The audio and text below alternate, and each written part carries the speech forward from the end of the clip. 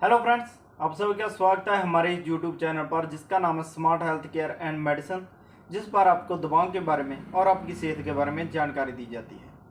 आज हम इस वीडियो में कुछ इमरजेंसी ड्रग्स के बारे में आपको बताएंगे। इमरजेंसी ड्रग्स कौन कौन से होते हैं और इमरजेंसी ड्रग्स के यूज़ के बारे में, उनकी डोज के बारे में और ये कहाँ कहाँ यूज़ किए जाते हैं, इन सब के बारे में आपको संपूर्ण जानकारी देंगे।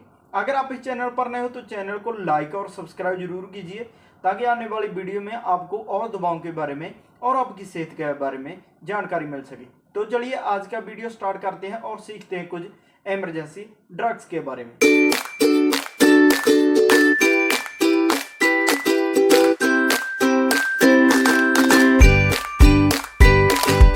तो दोस्तों, हमारा सबसे पहला जो इंजेक्शन है वो इंजेक्शन है अटोरपिन इंजेक्शन। अगर इसके डोज की बात करें तो ये 0.4 mg पर ml के हिसाब से आता है।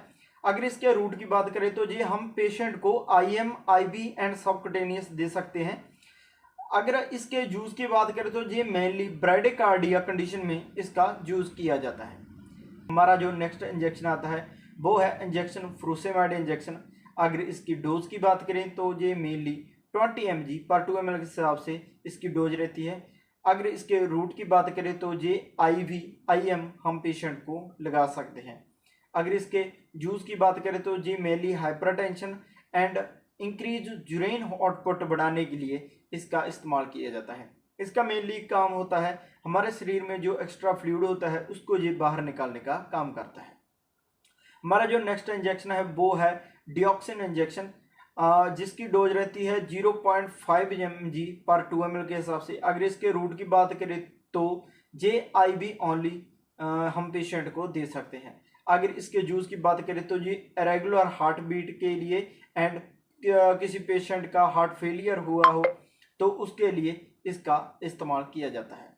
हमारा जो नेक्स्ट इंजेक्शन आता है वो है पोटाशियम क्लोराइड इंजेक्शन, जिसको KCL के नाम से भी जाना जाता है। अगर इसकी डोज की बात करें तो ये 150 mg पर ml के हिसाब से रहती है। इसके रूट की बात करें तो ये हम IV इन्फ्यूज़न में हम पेशेंट को लगाते हैं। अगर इसके जूस की बात करें तो ये मेनली हाइपोकैलेमिया कंडीशन में इसका यूज़ किया जाता है। हमारा जो नेक्स्ट इंजेक्शन है वो है कैल्शियम ग्लूकोनेट। अगर इसके डोज की बात करें तो ये 100 mg पर ml के हिसाब से इसकी डोज रहती है। अगर इसकी रूट की बात करें तो ये हम पेशेंट को IM, IV हम लगा सकते हैं। इसके जूस की बात करें तो ये एंड मैग्नीशियम टॉक्सिसिटी के लिए इसका यूज़ किया जाता है।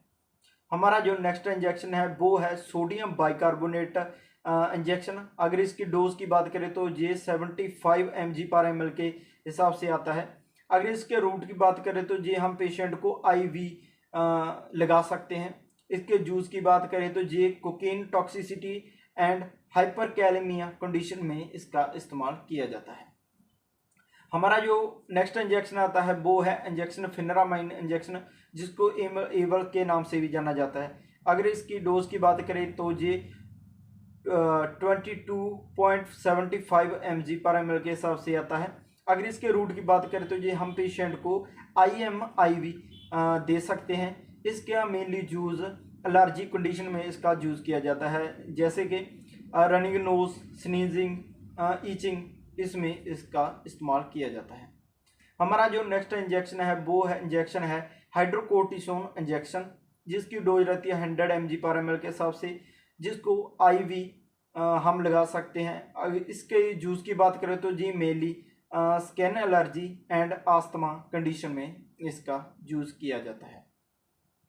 हमारा जो नेक्स्ट इंजेक्शन है वो है इंजेक्शन डायजापाम। अगर इसकी डोज की बात करें तो ये 10 mg पर 2 ml के हिसाब से रहती है। अगर इसके रूट की बात करें तो ये हम पेशेंट को IV, IM लगा सकते हैं। अगर इसकी जूस की बात करें तो ये उसको बहुत टाइम से दौरे पड़ रहे हो तो उसमें इसका इस्तेमाल किया जाता है। हमारा जो नेक्स्ट इंजेक्शन आता है वो है नाइट्रोग्लिसरीन इंजेक्शन। अगर इसकी डोज की बात करें तो ये 5 mg पर 2 ml के हिसाब से रहती है। अगर इसके रूट की बात करें तो ये IV इन्फ्यूज़न में इसका हम पेशेंट को दे सकते हैं।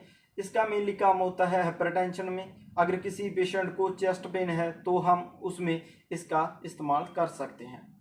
हमारा जो नेक्स्ट इंजेक्शन है वो है डेक्सामेथासोन, जिसकी डोज रहती है 4 mg पर ml के हिसाब से। अगर इसके रूट की बात करें तो ये हम पेशेंट को IM IV हम पेशेंट को लगा सकते हैं।